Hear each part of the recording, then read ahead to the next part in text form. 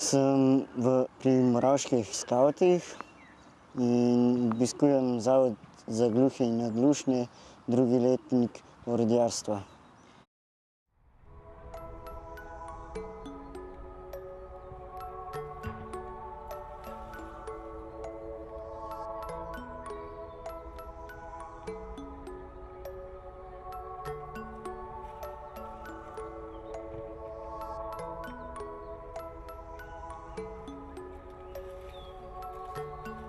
Pazite, se ti nos zlomilo. Jernejevo skavtsko ime je Pripravljeni ris. Fant je eden od skoraj 200 tisoč Slovencev, ki svoj prosti čas in energijo namenjajo prostovoljstvu. Motivov, da nekdo postane prostovoljec, je najbrž toliko, kot ljudi, ki se odločijo to postati. Eni želijo enostavno samo pomagati drugim, ali pa spremeniti svet, spremeniti neko mini stvar, imajo vizijo, kaj bi lahko bilo v naši družbi boljše in se zato trudijo in so zato pripravljeni dati svoj čas in kdaj tudi denar. Potem pa prostovoljci se odločajo za to tudi zaradi sebe. Zaradi tega, da osebnostno rastejo, da pridobivajo znanje in izkušnje, da se družijo z drugimi, ki podobno razmišljajo in da jih drugi spoštujejo.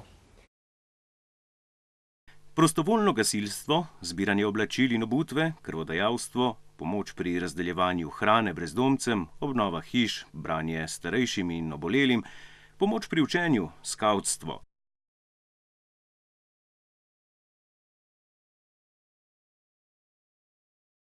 Zgolj nekaj področij, kjer delujejo prostovoljci. Med skavtstvom sem se navdušil večinoma sam, ko videl sem, kako so prinesli luč miru v našo cerkev in sem hotel tudi postati sam. In pri skavtah sem že aktiven 4 leta. Skavtstvo je približno, da obiskuješ naravo, da vidiš v njem Božje delo in se naučiš preživeti v naravi. Razne stvari, kako kaj izdelovati, pa kako postavljati bivake. Skavtstvo je zame kot prijateljstvo, da mi nič ne vzame prostega časa. Prostovoljsko delo je osnovano na 4 temeljih. Na tem, da je v prvi vrsti za druge, brez pričakovanja materialnega plačila, da temelji zares na svobodni odločitvi. Zaradi tega pod prostovoljsko delo ne štejemo delovne prakse ali pa volonterska pripravništva ali kakršnakoli druga izkoriščanja. In ima še eno postavko, da je prostovoljsko delo delo, je neka konkretna aktivnost. Invalidi niso zgolj prejemniki prostovoljne pomoči, pač pa tudi prostovoljci. Koliko je med njimi gluhih in naglušnih, ni znano. Zanimivo je, da precej več prostovoljcev dela s paraplegiki, slepimi in slabovidnimi, kot pa z gluhimi in naglušnimi. Prostovoljstvo se odziva na aktualne potrebe, ki so v družbi. In prostovoljstvo dopolnjuje neke storitve javnih služb ali pa tržnega sektorja. Zaradi tega tudi mogoče kdaj, če rečemo, da imamo pa zdaj zelo veliko prostovoljcev na enem področju, zdaj smo pa super. Mogoče to ne pomeni, da smo super.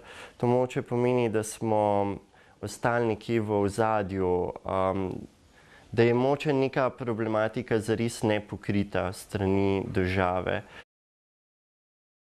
Za širjenje prostovoljstva je pomembno, da začnemo že z vzgojo pri najmlajših. Šole in starši so tako prvi, ki lahko prostovoljno delo približajo mladim generacijam. Dobri zgledi pač vlečejo. tudi pri skavtih. Osnovni namen skavtstva je prispevati k polnemu telesnemu, duševnemu, duhovnemu in družbenemu razvoju otrok in mladih, da bodo lahko postali odgovorni državljani in nudili pomoč tistim, ki jo potrebujejo.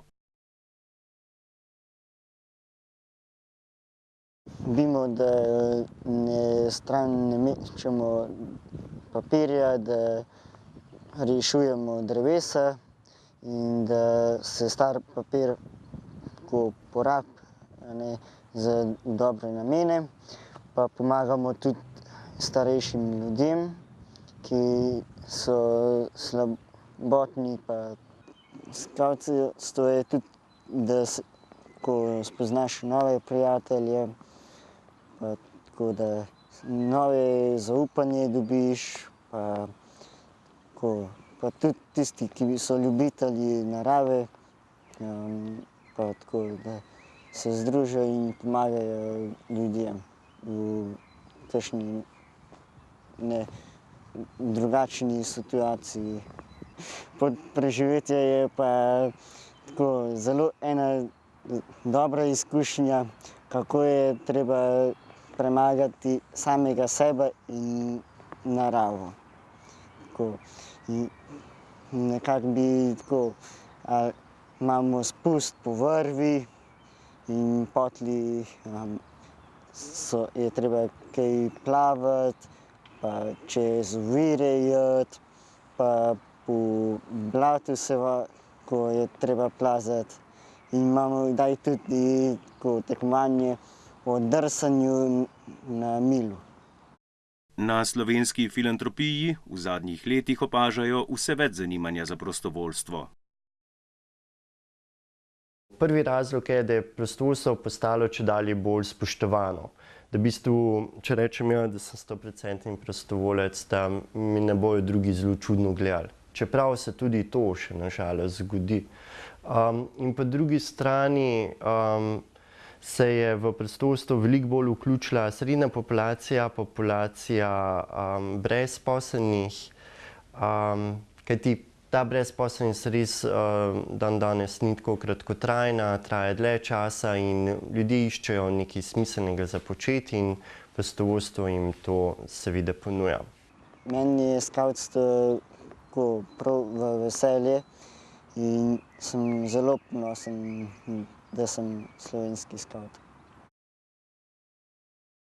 Če bi radi tudi vi postali prostovoljec in naklonili nekaj prostega časa in energije, na primer gluhim in naglušnim, imate za to precej možnosti. Veseli vas bodo v Zavodu za gluhe in naglušne, kjer lahko otrokom pomagate pri učenju.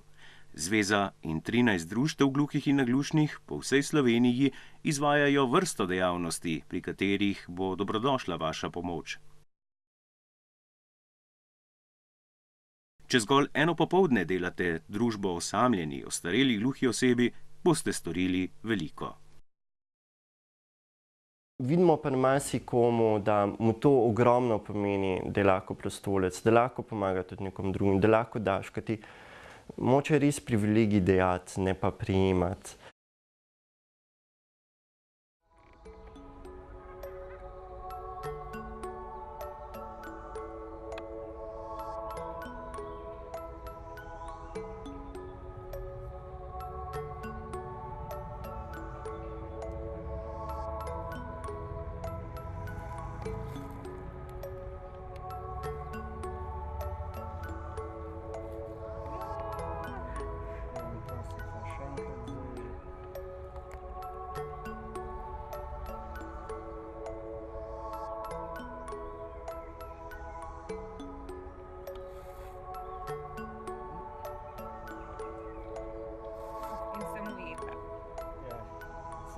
Riš me, skavt!